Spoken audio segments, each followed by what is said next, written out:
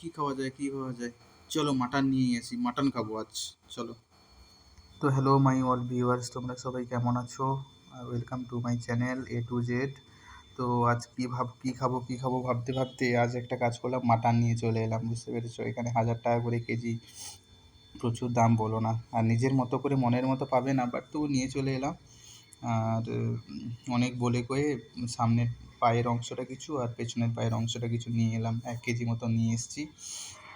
তো এদিকে দেখতে পাচ্ছ তোমরা যে মাটনটাকে সুন্দর করে রেখে দিলাম, রেখে দিয়ে এদিকে মশলাগুলো আলু পেঁয়াজ কেটে আদা রসুন সমস্ত কিছু কেটে কুটে পরিষ্কার করে পেস্ট করে নিলাম।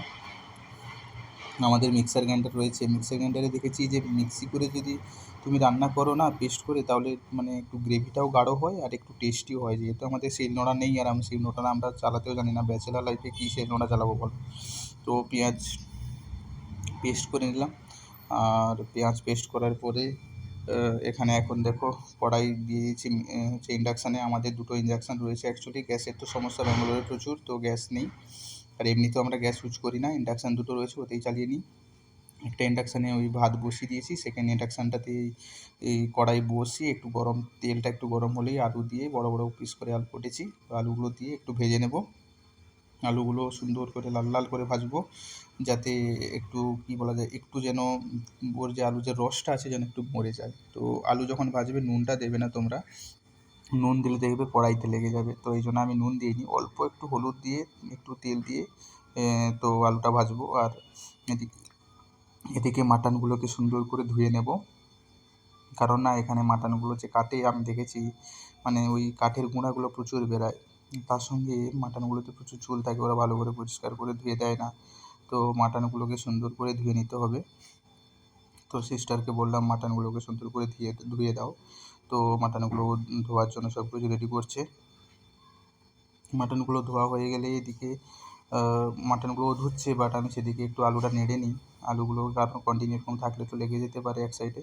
তো সুন্দর করে লাল লাল করে ভাজবো, যাতে রসটা যাতে মরে যায় ভালো করে। আর বড় বড় পিস করে কেটেছি, ভাবো না যে সেদ্ধ হবে না, কারণ হচ্ছে আমাদের কুকার আছে তো। আর অ্যাকচুয়ালি কুকারে আমি রান্না করতে ভালোবাসি, যখন ওই এটা করি, মাটনটা করি, যখন তখন আমরা কড়াইতেও করে নিই, বাট যখন তখন কুকারেও করি। কড়াইতে করলে অনেক সময় যায়, আর কুকারে করলে কী হয় বলো তো, একটু করে নিয়ে একটু কষে নিয়ে কুকারে দিয়ে দিলাম, 3-4টা সিটি মেরে দিলাম, বাস তৈরি হয়ে গেলো সুন্দর। তো এদিকে কথা বলতে বলতে আমার আলু ভাজা হয়ে গেছে। এখন মাটনগুলোকে একটু নুন হলুদ মাখিয়ে নেব, জাস্ট নুন হলুদ আর কিছু নয়। সেদিকে কড়াইতে আমি তেল দিয়ে সরষের তেল দিয়েই করছি রান্নাটা।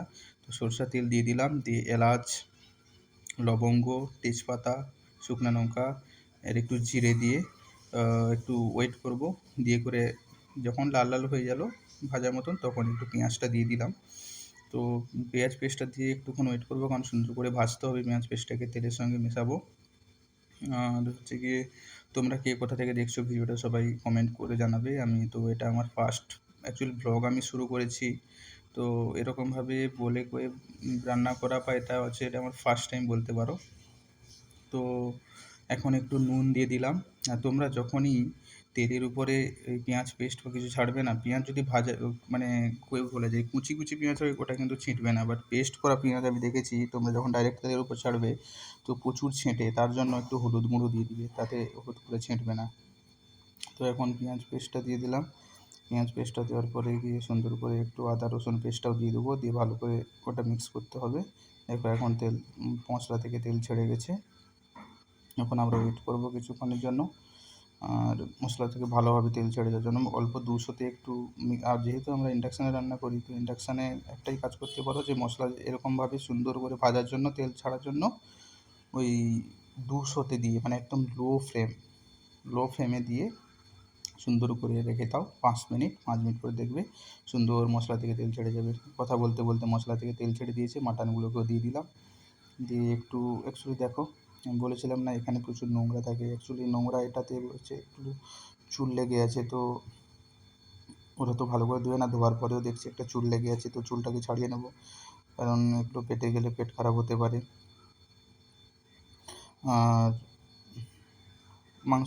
মাটনগুলো ভালো পেয়েছি। আর একটু হচ্ছে তোমার সামনের পায়ের অংশটাও নিয়ে এসেছি। পেছনের পায়ের অংশটা, তার সঙ্গে গিয়ে একটু সিতাড়ার অংশটাও অল্প একটু দিয়েছি, যেটাকে আমরা বাংলায় নারকেল বীজ বলি। তো ওটাও পেয়েছি।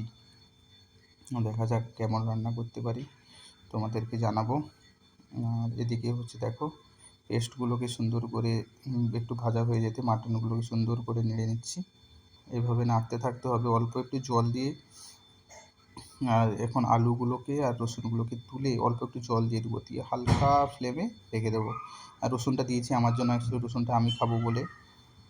মাটনের সঙ্গে রসুনটা খেতে বেশ ভালোই লাগে, কটা রসুন। আলুগুলো দেখো কত সুন্দর ভাজা হয়েছে।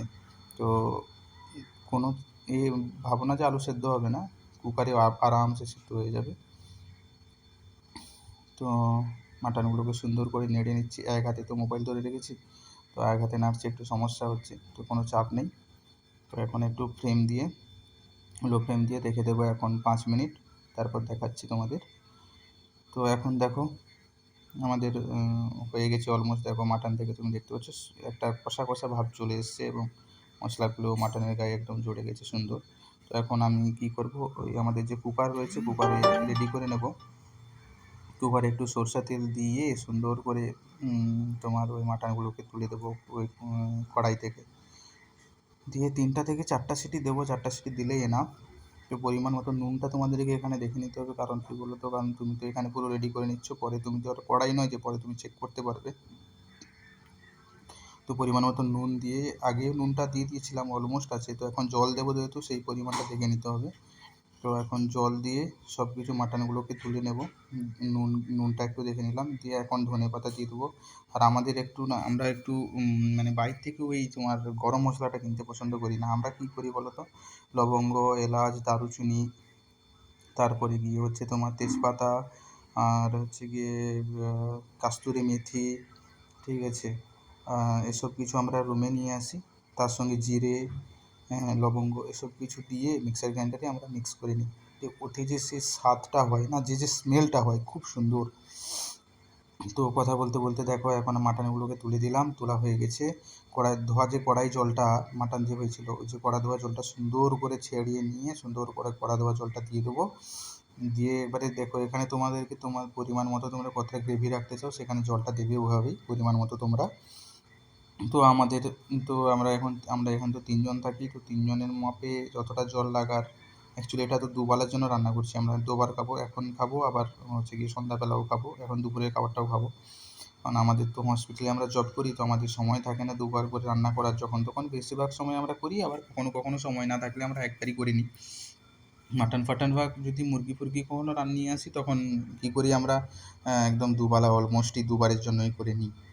তো হচ্ছে গিয়ে এখন দেখো পরিমাণ মতো জল দিয়ে একটু ধনেপাতা দিয়ে নাড়িয়ে নিলাম ভালো করে, কারণ নিচে মশলাগুলো লেগে থাকবে। তো তো সুন্দর করে জলের সঙ্গে যেন মশলাগুলো যেন ওই হয়ে যায়, কারণ আমি ঠান্ডা জল দিচ্ছি, গরম জল দিলে কিন্তু এখানে খুব ভালো হয়, বুঝতে পেরেছো? তো এখন আমি কি করব, আমাদের যে ওই থাকা যে তোমার গরম মশলাটা তো রয়েছে, ওই গরম মশলাটা দেবো। দেখো গরম মশলাটা দিয়ে দিলাম সুন্দর করে, ওর যা স্মেল, খুব সুন্দর স্মেল, এবং এটা একটা বাড়িতে হোমমেড। তো তো এটাতে অতটা ক্ষতি নেই। তো বাড়িতে জানি না, ওরা বাইরে ওরা অনেক কিছু তো মেশায়, কিন্তু বাড়িতে এসব কিছু নিয়ে এসে যখন তুমি করবে, সত্যি বলছি ভালো, এবং একটা স্মেল, একটা আলাদা ব্যাপার থাকে ওটা একটা। তো এখন তুলে দিলাম গ্যাসে, আমাদের ছোটো একটা 5 লিটারের গ্যাস রয়েছে বন্ধুরা। তো 5 লিটারের গ্যাস বলতে আমরা অ্যাকচুয়ালি ইন্ডাকশান তো ইউজ করি, আমাদের 2টো ইন্ডাকশান রয়েছে, সেই জন্য আমাদের গ্যাস লাগে না। তো জাস্ট মানে স্ট্যান্ড বাই হিসেবে রাখি বলতে পারো, যদি কোনো কারণে কারেন্ট ফারেন্ট চলে যায় তখন আমরা ইউজ করবো। তো সেই সূত্রে আমি গ্যাসে তুলে দিলাম। আর আমাদের এখানে ব্যাঙ্গালোরে যা গ্যাসের শর্ট, তোমাকে আর কি বলবো। তো কোনো মতেই রয়েছে এই ছোটো অল্প করে গ্যাস।